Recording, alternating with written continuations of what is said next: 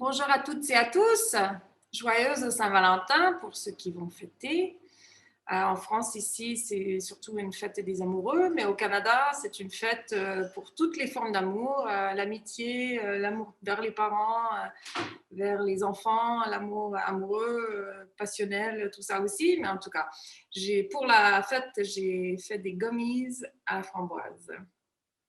Aujourd'hui, nous allons faire des crumbles aux fruits rouges. Pareil, j'ai choisi les framboises aujourd'hui. Donc, la première question qu'il faut se poser, c'est dans quoi je vais mettre mon crumble. Donc, ça peut être un bol, des petits ramequins qui sont conçus si on veut avoir ce genre de plat qui va au four. Toujours, il faut que ce soit quelque chose qui va au four. Ça peut être un ramequin plutôt normal, de toute taille. Donc, si on a des portions pour enfants, on peut en faire des plus petites. Sinon, voilà, toutes sortes de bols qui vont toujours, du moment que ça va au four, c'est parfait.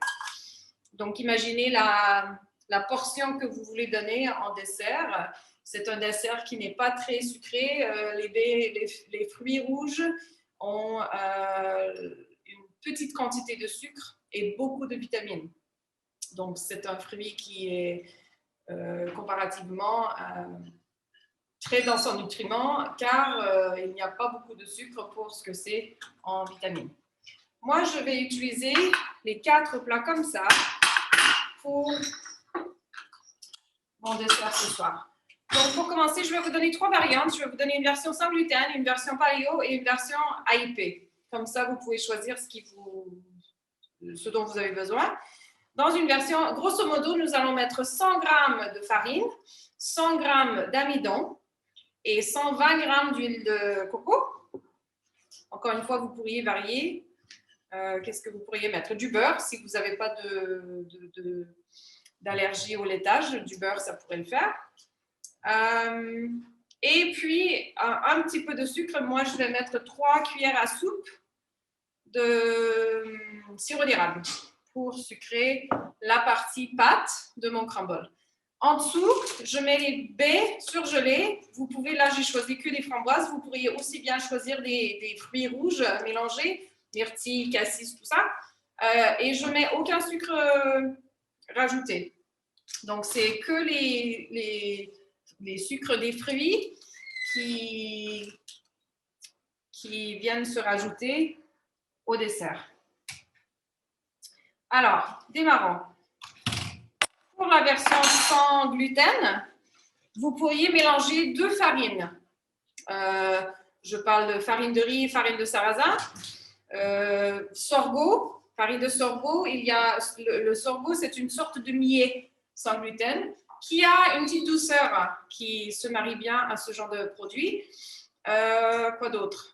Farine de quinoa, ça pourrait se jumeler à l'une des autres farines. On utilise toujours un mélange pour ne pas qu'il y ait de goût prononcé, mais aussi pour varier son alimentation et pour donner une texture qui est plus complète. Aucune farine sans gluten n'arrive à remplacer toutes les propriétés, élasticité, goût, texture, etc., d'une farine de blé. Donc, on mélange toujours. Donc, ça, c'est pour la variante sans gluten. Pour la variante paléo, on a la possibilité de rajouter une poudre d'amande ou une poudre de noisette plutôt qu'une farine. Et donc, ça augmente la densité nutritionnelle du produit en ajoutant des bonnes graisses et les fibres des oléagineux. Donc, pour la version sans gluten, c'est possible aussi de jumeler, par exemple, riz, poudre d'amande ou sarrasin, noisette. Voilà, ça c'est tout selon vos sensibilités alimentaires et tout selon l'alimentation que vous suivez.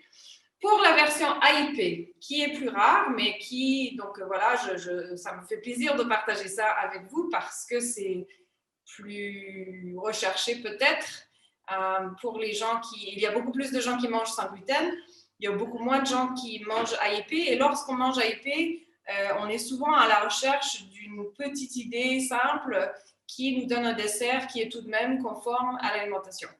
Donc,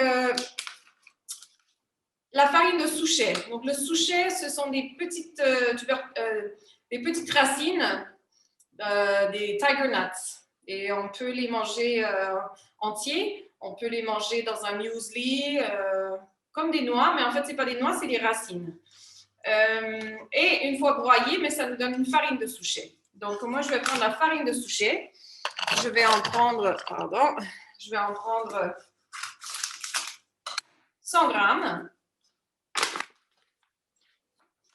L'inconvénient du souchet, c'est que c'est assez cher. Donc, mais bon, de toute façon, ce ne sont pas les desserts que l'on veut manger tout le temps. Quand on veut se faire plaisir de temps à autre, c'est sympa d'avoir une option. Voilà, 100 grammes de souchet. Ensuite, 100 grammes d'arrowroot. L'arrowroot, je vous montre. Voilà, arrowroot biologique. L'arrowroot, c'est un amidon, pareil, qui vient d'une racine, mais ça devient une farine par un produit beaucoup moins industriel, beaucoup moins raffiné que la farine de tapioca. Si vous vouliez remplacer l'arrowroot par la farine de tapioca, ce serait possible. Voilà, je vais faire 100 grammes d'arrowroot. Encore une fois, la farine de tapioca est moins chère que la farine d'arrowroot, mais de temps à autre, c'est bien de varier pour justement rester omnivore. Quand on suit une alimentation où l'on élimine plusieurs aliments, c'est très important de varier là où on peut. On ne veut jamais se restreindre à un minimum d'aliments. On veut toujours avoir un maximum d'aliments divers tout en restant dans les aliments qui sont conformes à l'alimentation choisie. Donc, voilà, ce sont mes deux farines. Je vais y rajouter un petit peu de cannelle, parce que j'aime ça. À peu près une cuillère à café. Je vais juste remuer un petit peu. Donc, voilà, je distribue la cannelle dans les farines. Je mélange les deux farines, à peu près également. Et je vais y rajouter 120 grammes d'huile de coco. C'est l'hiver, donc mon huile de coco est solide. C'est pas grave, surtout pour un crumble, ça ne me pose aucun problème. Je vais juste mesurer grossièrement comme ça avec la balance. 120 grammes.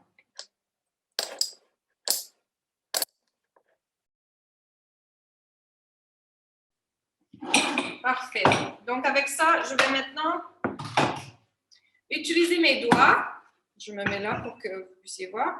Utiliser mes doigts pour écraser l'huile de coco et mélanger la farine pour répartir l'huile de coco parmi la farine. Je veux créer une texture plutôt homogène là-dedans, que l'huile soit distribuée un peu partout dans les deux farines, dans les deux poudres. Et c'est ça que l'on va amener que l'on va émietter sur les fruits. Une fois enfourné, l'huile de coco va fondre, créant une pâte. Et cette pâte va se mélanger aussi quand les baies seront dégelées et se mettront à chauffer. Les jus sortiront des baies et viendront frémir et à la limite bouillir. Et ces jus se mélangeront à l'huile et à ces poudres pour créer une texture de crumble sur le dessus de mes bols.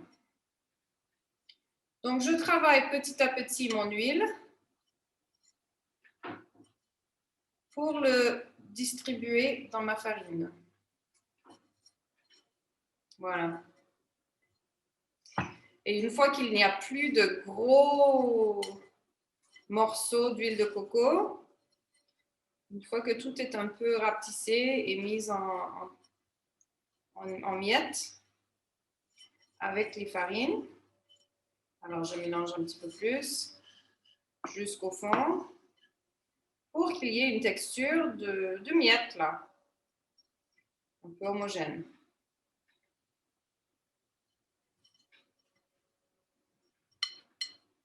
Le mot crumble en anglais, ce sont des crumbs, ce sont des miettes. Donc, on veut qu'il y ait une texture de miettes qui fera la croûte par-dessus des fruits. Donc voilà, ça c'est ma texture de miettes. Ensuite, je vais y mélanger 3 cuillères à soupe de sirop d'érable qui vont mouiller un petit peu la pâte. Pas trop, mais un petit peu. Et encore une fois, je peux y aller avec la main pour être sûr que tout se mélange également. On veut distribuer également ces produits partout. Ça, c'est une recette qui est très sympathique parce qu'on peut la garder au frigo. Une fois que la recette de pâte est faite, moi, je fais ça à peu près une fois par semaine. Je la fais, la recette de pâte, et je la garde dans un sachet au frigo. Et comme ça, quand on a des invités, quand on veut manger, on veut se faire plaisir le soir pour un dessert, alors je coupe des fruits. J'en fais peut-être juste 2, si c'est juste moi et mon mari, ou j'en fais 4 si c'est nous et les enfants. Et je mets les fruits dans le bol, le topping, la garniture, elle est déjà faite, la pâte. Donc, j'émiette la pâte dessus et ensuite, hop, on enfourne 15 minutes. Donc, c'est un dessert très simple qui demande peu d'organisation. Allez, je vais répartir des framboises. On peut faire des pommes, donc épluchées. On enlève le milieu, on coupe en petits morceaux des pommes. L'autre fois, j'ai fait pommes kaki, c'était un régal. Des poires et pommes, ça se jumelle bien. Tout ce qui est fruits avec le noyau, pêche, nectarine, tout ça, c'est délicieux dans un crumble.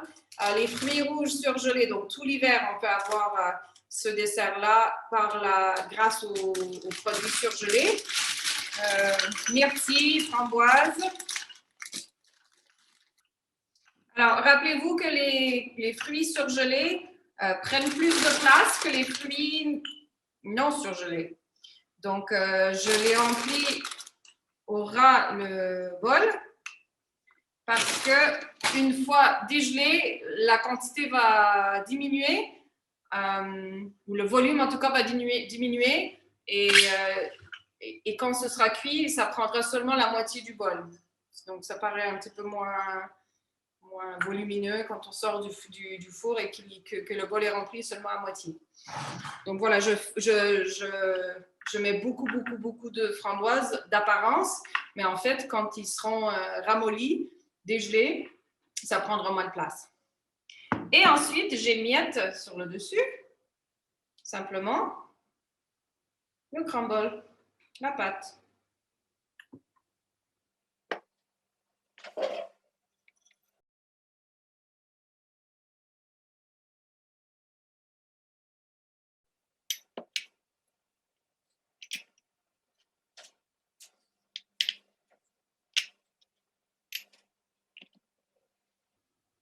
Voilà, pour ce soir, moi, je vais en faire 4 et le reste, je vais le mettre en sachet, garder au frigo pour une prochaine fois.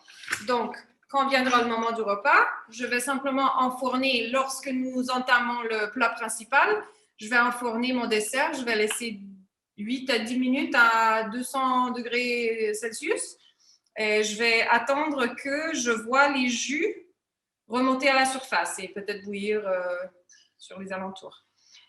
C'est un dessert qui est simple, qui est conforme selon ses farines, très facile à ajuster, à adapter aux farines que nous avons ou aux produits que nous avons sur l'étagère. Sans gluten, paléo, AIP aussi. Tout au long de l'hiver, comme je vous dis, grâce aux fruits surgelés, dense en nutriments à partir du moment que nous utilisons des baies, des fruits rouges, des myrtilles. Il y a très peu de pâtes pour la quantité de fruits, donc de toute façon, c'est surtout un fruit que nous mangeons. Voilà, comparativement, comparé à bon nombre de desserts qui existent, beaucoup moins mortels, quoi. Donc voilà, crumble aux fruits rouges pour la Saint-Valentin. J'espère que vous allez passer une super soirée et à bientôt, à la semaine prochaine. Au revoir.